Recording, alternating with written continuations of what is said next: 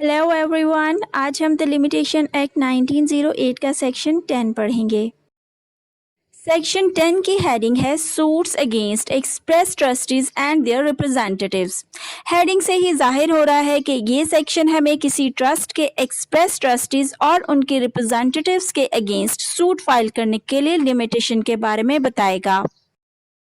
अब जरा सेक्शन का टेक्स्ट पढ़ लेते हैं जो कहता है notwithstanding anything hereinbefore contained, no suit against a person in whom property has become vested in trust for any specific purpose or against his legal representatives or assigns not being assigns for valuable consideration for the purpose of following in his or their hands such property or the proceeds thereof, or for an account of such property or proceeds shall be barred by any length of time.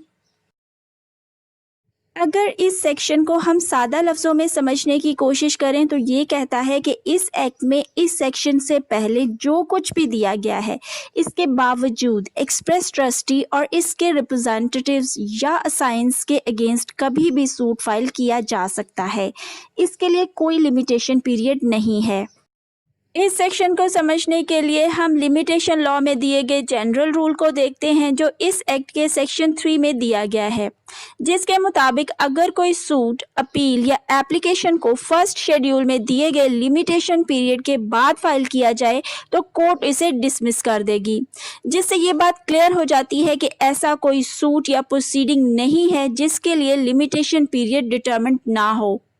लेकिन section 10 इस act का वाहिद section है जो आपको बगैर किसी obligation के इस जनरल रूल के अगेंस्ट सीधी सीधी एक्सेप्शन दे रहा है। सेक्शन 10 कह रहा है कि जब भी कोई ट्रस्टी या इसका लीगल रिप्रेजेंटेटिव या असाइन ट्रस्ट प्रॉपर्टी को एम्बेजल करे तो उस ट्रस्ट के बेनिफिशरीज जब चाहें उस गबन करने वाले एक्सप्रेस ट्रस्टी या उसके रिप्रेजेंटेटिव्स के अगेंस्ट सूट फाइल कर सकते हैं। इसके लिए कोई लिमिटेशन पीरियड नहीं है। यहाँ ये बात याद रखें कि ये सेक्शन सिर्फ उन्हीं सूट्स तक महदूद है जो एक्सप्रेस ट्रस्टीज और उनके रिप्रेजेंटेटिव्स या असाइंस के अगेंस्ट होते हैं। लेकिन जहाँ सूट फॉर डिक्लेरेशन में डिफेंडेंट ट्रस्टी ना हो बल्कि राइवल बेनिफिशियरी हो तो वहाँ ये सेक्शन अप्लाई नहीं होता। इस सेक्शन में लीगल रिप्रेजेंटेटिव का मतलब वो शख्स है जो मरने वाले ट्रस्टी की प्राइवेट एस्टेट का वारिस हो, ना कि वो इसका office as a trustee succeed करे। और असाइन का मतलब वो ट्रांसफरी है जिसे ट्रस्ट बनाने के लिए कोई property without valuable consideration transfer की गई हो। एक और इम्पॉर्टेंट पॉइंट ये कि इस सेक्शन में जो वर्ड ट्रस्ट यूज हुआ है इसका वही मतलब है जो द ट्रस्ट एक्ट में है।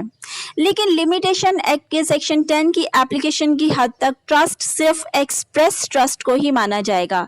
मतलब ये कि सेक्शन 10 की प्रोविजंस किसी भी और तरह से क्रिएट होने वाले ट्रस्ट पर अप्लाई नहीं होती। यहाँ बताती चलूं कि एक्सप्रेस ट्रस्ट से मुराद ऐसा ट्रस्ट होता है जो इन राइटिंग हो।